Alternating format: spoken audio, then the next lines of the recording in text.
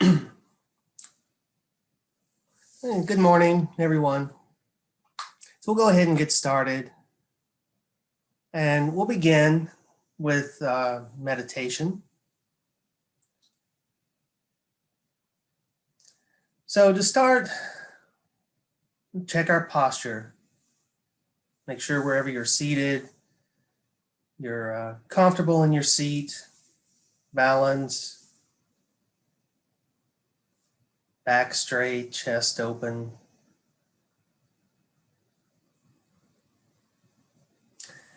And we'll begin by relaxing our bodies. We'll start with a deep breath. And as you exhale, feel any tension in your body drain away with the breath.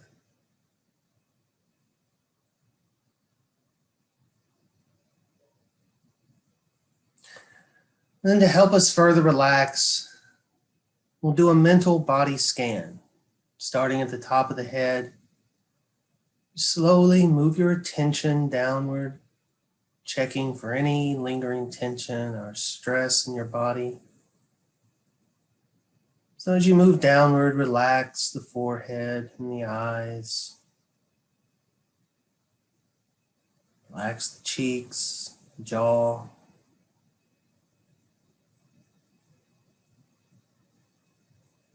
Release any tension in your neck and shoulders.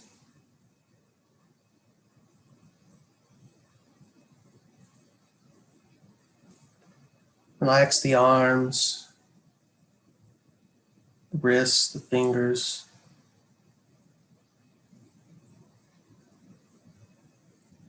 Release any tension in your chest, back, abdomen. Relax the hips, the thighs, knees, calves, ankles, and toes.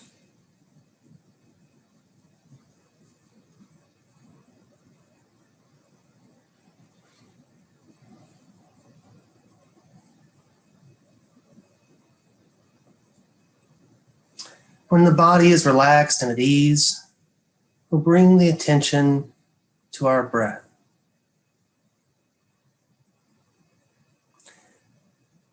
We're not trying to control the breath, we're just observing it, its natural flow and rhythm.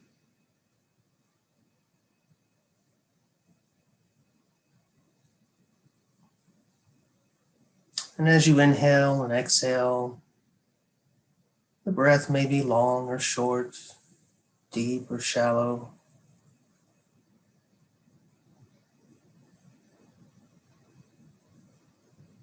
You may notice the flow of air on your lip and nostrils as you breathe in cool air, breathe out warm air. You may notice the subtle rise and fall of the abdomen as you breathe.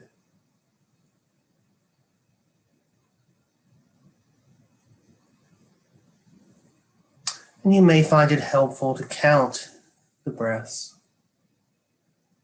Inhale, exhale 1. Inhale, exhale 2. And when you count to 5 or you lose count, just start over at 1.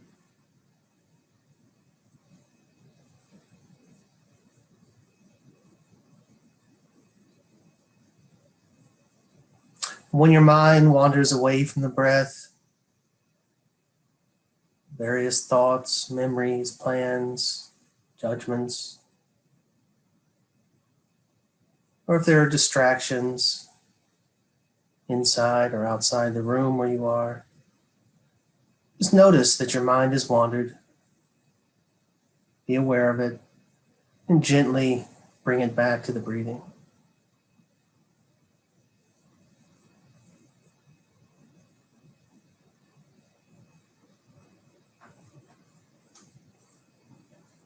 And we'll begin.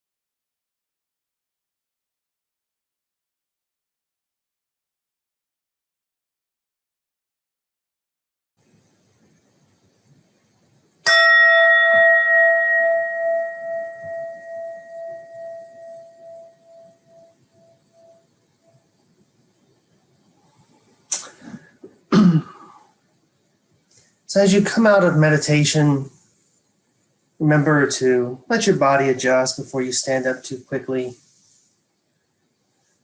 And this feeling you developed of calm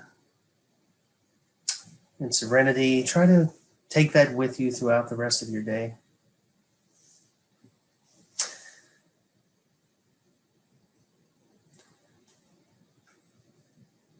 So before we begin the next part of our program, I'd like to offer 3 bows to the Buddha, the Dharma, and the Sangha.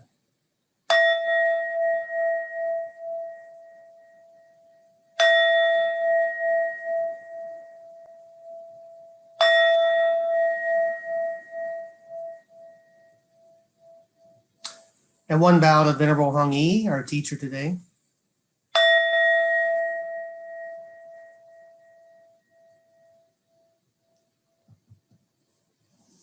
Thank you. So, as I say, Venerable HungI is with us today. I will be playing his recorded talk, and then the Venerable will be with us after the talk to answer any questions you might have. So, Venerable HungI was introduced to monastic practice in Burma when he was 7 years old. In 1969, he traveled to Taiwan to study the Buddha Dharma at Fo Kung Shan Buddhist College. Finally, he came to America in 1978 to propagate Buddhism and serve the Buddhist community in the West.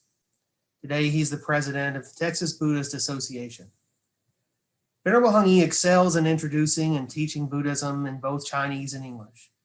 He presents to the English Dharma group at Jade Buddha Temple and makes presentations to other associations and community events.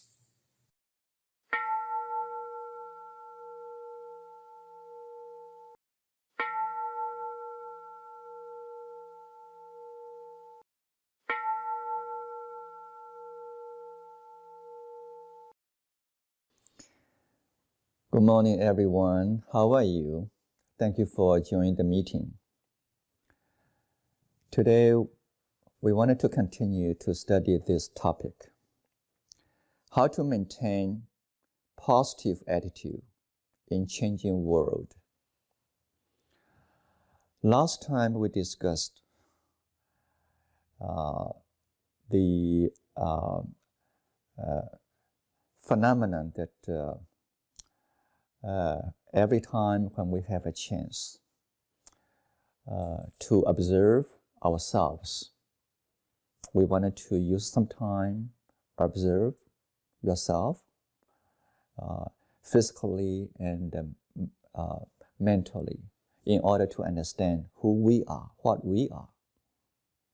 So we may develop ability to adjust ourselves and correct ourselves. Today, I wanted to go to another direction. As a human being, as long as you have this body, when the body is healthy, we are okay. We can eat, we can sleep, we can work, we can go out and meet people. Basically, this body just like a vehicle.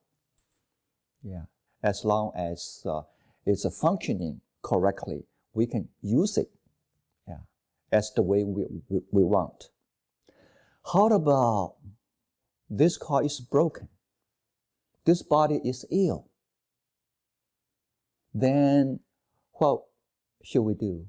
How can we continue to manage ourselves in this kind of condition in order to take care of ourselves? In my life, I had a few times of serious illness. Once in Taiwan because of a serious injury. Then I was ill for almost 6 months. Then the second time, it was in Houston in 1982 because I was allergic to vitamin Bs. Finally, we discovered that was the cause. Then until 2013, I was ill seriously again in the year. First, I discovered that I had a stomach problem. I couldn't eat properly. All kinds of food.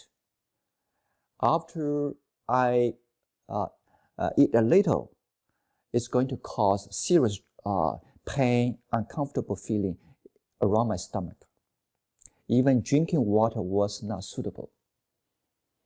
Even you cannot drink normal water. That's terrible.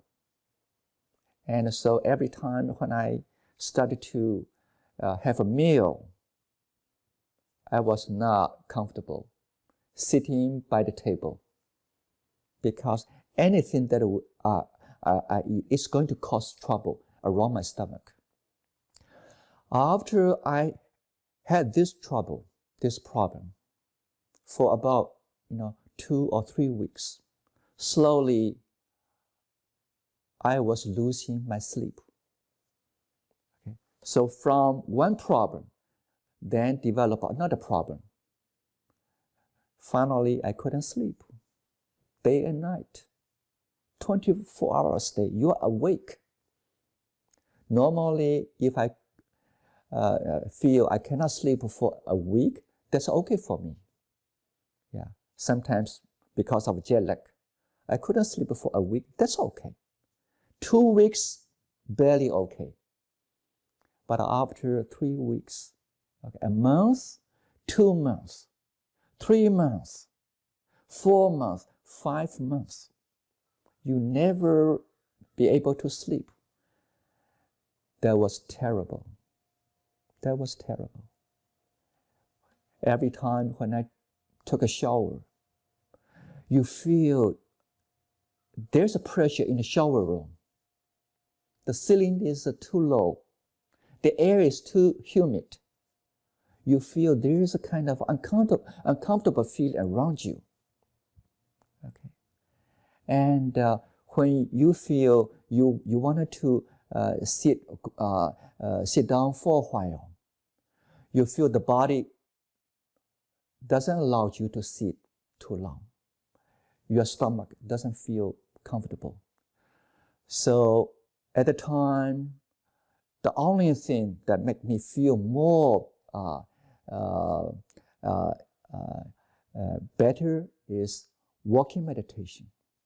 So I walk, yeah, for a very long time, sometimes about 8 or 9 hours a day, 10 hours a day. My feet was having very heavy layer of skin, and I never had that. But somehow I developed the kind of skin under my feet because of a long time of walking. Yeah. Then you feel anything around you, you wanted to disconnect from them because you feel you are tired. You don't have energy. Yeah. You feel probably there's some kind of isolation around you. You feel you are not able to connect with the outside world. So at this moment, what we should do, I went to Western doctor. The family doctor couldn't find anything wrong. Then I went to another doctor at a medical center. He couldn't tell me anything. Yeah, what caused this illness? Because after he read my reports about blood tests, he said, nothing wrong with you, Venerable. Yeah. And even when I was in California, a Chinese doctor from Hong Kong, he is a very experienced doctor. He told me that, Reverend, don't worry. Yeah, be patient. I'm going to use 2 weeks to cure your illness. But somehow after 2 weeks, I was still the same. 3 weeks, I was still the same until the 5th weeks. After 5 weeks of taking his medication, herbs, I came back to Houston. I said, I don't want to take any medication, Western medication or Eastern medication. No more medicine, no more herbs. Okay. I just wanted to, find my own way and to take care of myself. Actually, it was difficult to face the kind of feeling, the kind of illness. Are you going to call this depression? Are you going to call this stress? Are you going to call this anxiety? In English, I try to check. Yeah, sometimes, yeah, I may have the kind of same experience, okay, in the category. But sometimes I still feel I'm the last doctor to check on myself. Yeah. So I was trying to identify, to understand, is this illness caused by psychological problem? So one day I started to write everything that I feel I'm worried about on the paper. So I try to write it down. 1, 2, 3, 4, I collect 7 items. So I wanted to carefully analyze this. Which one is the real worry, or which two are the real worry that I'm strongly attached to? So having this illness. But somehow after I wrote it down on the paper for about 2 weeks, I check carefully, ask myself, do I really worry about this? Then slowly I cross those items one by one. Then I said, psychologically, I'm okay. But physically, I'm in pain. One doctor at medical center, he said, Reverend, I can feel your feeling. That is torture. In California, one Chinese doctor told me, Venerable, I could understand your feeling. You are just in the oven, baked by low heat. You are not going to die at this moment, but it's painful. So physically, I was very, very, very uncomfortable. Even emotionally, you have some kind of feeling around you. You feel something wrong with the air. Okay. You are very sensitive to any sound, any noise. Of course, in the evening, you couldn't sleep. In the evening, you couldn't rest. Also in the daytime, you couldn't rest either. So every morning when I see the sun rise, I was asking me, how can I manage myself to pass the daytime? When the sun is setting down, I'm going to ask me, how can I take care of myself in order to go through this evening? Every day, you are in certain kind of helplessness and also in certain kind of fear. Yeah, there's a certain kind of fear. So how are you going to use a proper name for this kind of illness? And I think in Western society, probably you are going to the doctor. The doctor will give you pills, certain kind of pills, calm down your feeling, make you feel you can maybe rest, perhaps make you feel you forget, certain thinking. But for me, after I analyzes my feelings, I told myself, physically, I'm in pain. Something wrong with my body. But psychologically, I'm okay. Basically, I'm still have certain kind of inner peace. Because every day, walking meditation, if I could sitting meditation was the only practice in my daily life. Besides this, nothing that I should worry about. So basically, I was in certain kind of a concentration mentally. So I told myself, as long as I can breathe, I'm still alive. As long as I'm alive, my illness is changing. This is impermanent, permanent phenomenon. So one day I could get well again. So basically, those simple thoughts are always in my mind and make me feel that I don't have to create more disappointment or unnecessary feelings around me. So right now, I wanted to go to this part. As a Buddhist, when you feel there's illness around you, can we separate our body and the mind? Okay, don't let your body's illness to disturb your mind. This is my point today. And according to my personal experience, I feel this is possible. This is not impossible. This is possible. Yeah. And if we cannot do this, we go to doctors and take pills. Of course, I can see many people, they depend on those pills for the rest of their life. Sometimes they cannot liberate from, the depending on those pills. Okay. Then, of course, that's difficult. That's difficult. Yeah. So after one day, I talked to a member, and he's also a Chinese doctor. And he said, Venerable, in my understanding, you have a lot of heat in your stomach. As long as you can cure this stomach problem, you are going to gain sleep back naturally. At first, I did not believe in him. I said, right now, I don't know, what caused what. Basically, I don't want to take Western medicine. I don't want to take any more herbs. Okay. He said, Venerable, could you please listen to me once? Listen to me once.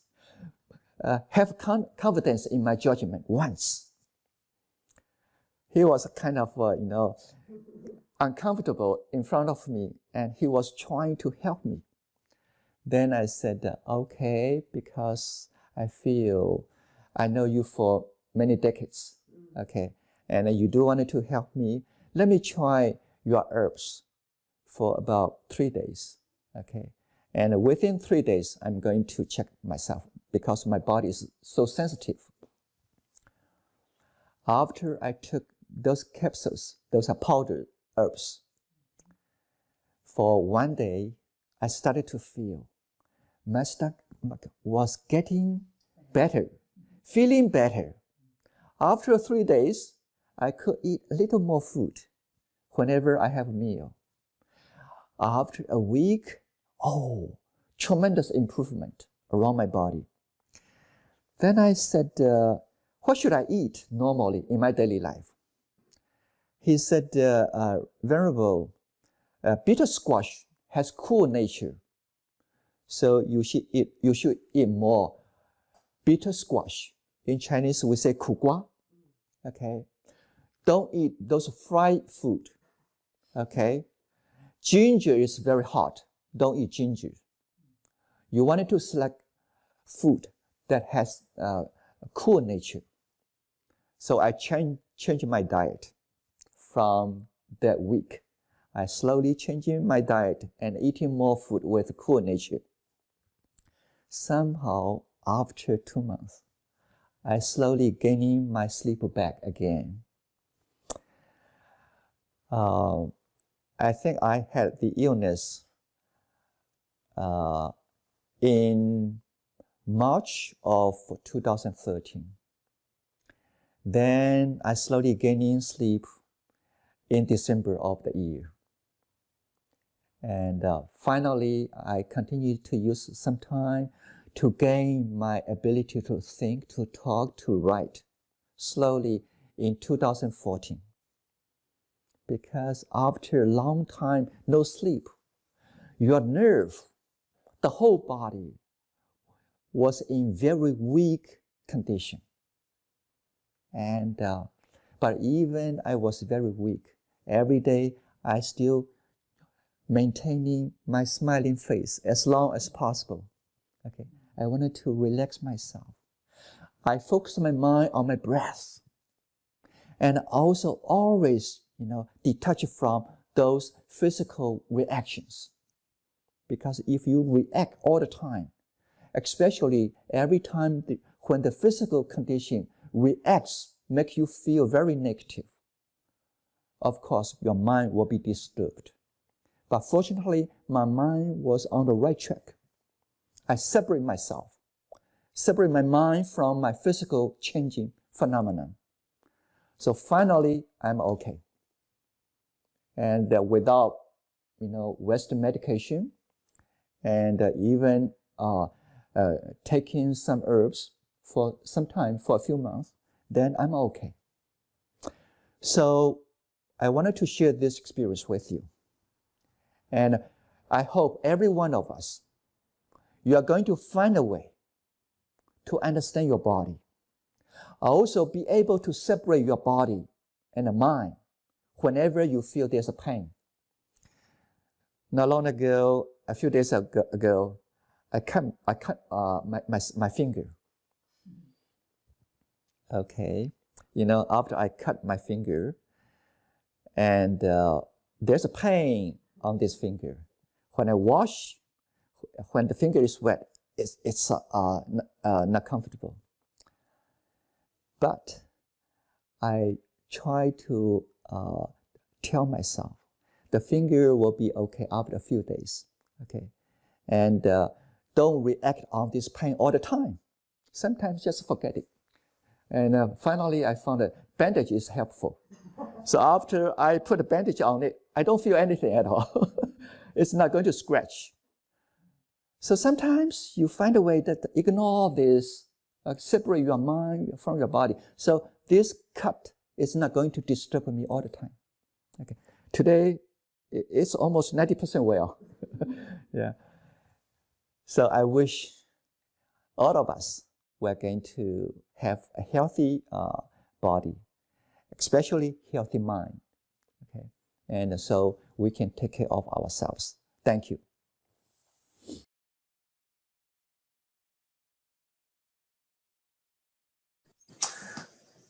All right. Well, we can go ahead and end the program for today then. Thank you so much, Venerable HungI, for being with us. So we'll end the program with 3 bows, again, to the Buddha, the Dharma, and the Sangha. Okay.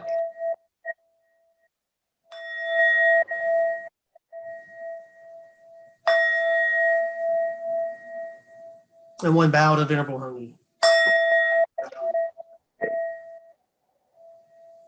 Thank you, and take care. Okay, bye-bye.